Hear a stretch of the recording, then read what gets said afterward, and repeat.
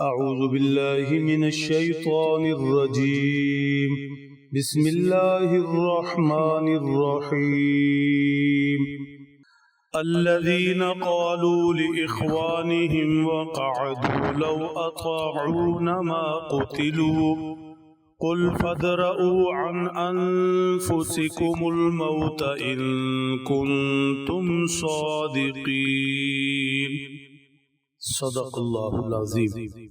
غزوہ احد کا تذکرہ شروع ہے۔ مسلمانوں کو غزوہ احد میں شدید نقصان پہنچا، 70 شہادتوں کے مرتبوں پر فائز ہوئے، 70 زخمی ہوئے۔ خود اللہ کے حبیب مکرم حضرت محمد الرسول اللہ صلی اللہ تعالی علیہ وسلم شدید زخمی ہوئے۔ غزوہ احد کے بعد منافقین کوئی موقع ہاتھ سے نہ جانے دیتے تھے اور مسلمانوں کے زخموں پر گویا نمک چھڑکتے رہتے تھے۔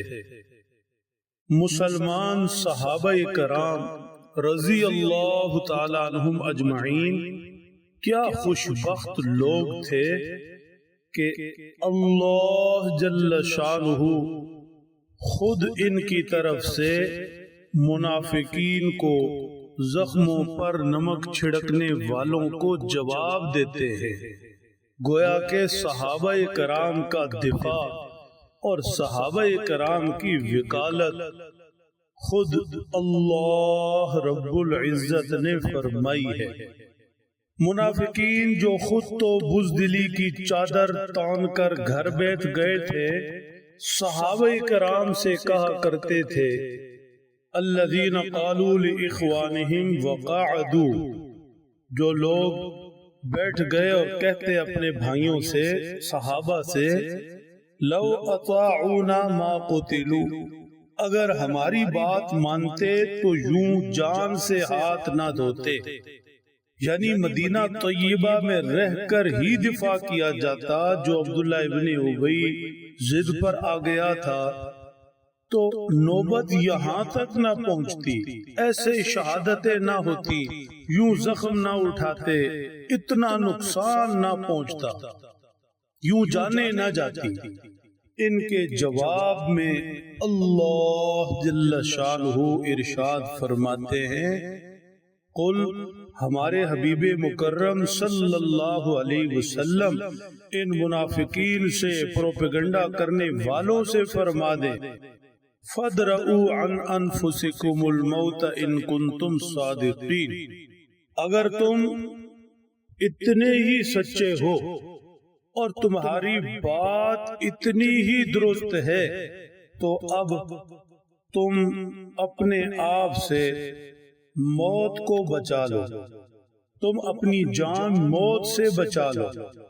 آج کے لفظوں میں تم اتنے ہی سمارٹ ہو اور تمہیں سب پتہ چل جاتا ہے اور تم نے اپنی عقل سے جان بچا لی ہے، تو جب موت کا وقت آئے گا تو کسی بھی حکمت عملی سے، ایسی ہی کسی دانش مندی سے اپنی موت کو ٹال دینا۔ سمجھایا یہ جا رہا ہے کہ موت اللہ کے رستے میں لڑنے سے نہیں آتی، موت تو اللہ کے حکم سے آتی ہے۔ گھر میں ہو تب بھی اللہ کے حکم سے آئے گی، جہاد فی سبیل اللہ کے لیے نکلے تب بھی اللہ کے حکم سے آئے گی۔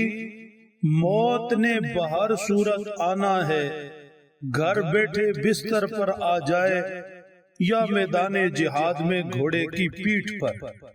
موت کا تعلق اللہ کے حکم سے ہے۔ تمہارا یہ کہنا کہ ہماری بات مانی جاتی تو یوں شہادتیں نہ ہوتی، تمہیں ابھی موت کی گویا سمجھ ہی نہیں۔ حضرت خالد بن ولید رضی اللہ تعالیٰ عنہ کی ساری زندگی جہاد کرتے گزری، انہیں سیف اللہ فرمایا گیا، اللہ کی تلوار۔ فرماتے ہیں کہ بدن کے ہر حصے پر زخموں کے نشان تھے، انگلی برابر بھی جگہ نہ تھی جہاں زخموں کے نشان نہ ہو، لیکن موت انہیں گھر میں بستر پر آئی، آپ نے قریب لوگوں سے کہا سب کو بتا دو، سب کو بتا دو موت اللہ کے حکم سے آتی ہے۔ اگر میدان جہاد میں لڑنے سے موت آتی تو آج میں یوں بستر پر اللہ کو اپنی جان نہ دیتا۔ جب موت اللہ کے حکم سے آتی ہے تو کیوں نہ اللہ کے راستے میں لڑتے ہوئے بہادروں کی طرح موت کو گلے لگایا جائے، عزت کی موت مرا جائے، عزت کی موت مرا جائے۔ اللہ کے راستے میں لڑنا، بہادروں کی طرح جان دینا، عزت کی موت مرنا، یہ مرنا ہے ہی نہیں، یہ تو جینا ہے۔ وَلَا تَقُولُوا لِمَنْ يُقْتَلُ فِي سَبِيلِ اللَّهِ أَمْوَاتٌ، مت کہو ان لوگوں کو جو اللہ کے راستے میں جانے دیتے ہیں مردے، بل احیاء، بلکہ وہ زندے ہیں، وَلَكِنْ لَا تَشْعُرُونَ، تمہیں ان کی حیات کی سمجھ نہیں۔ اللہ کے راستے میں لڑنا، جان کا نذرانہ پیش کرنا، حیات جاویدہ پانا ہے، ہمیشہ کی حیات پانا ہے۔ اللہ سمجھ دے، عمل کی توفیق بخشے۔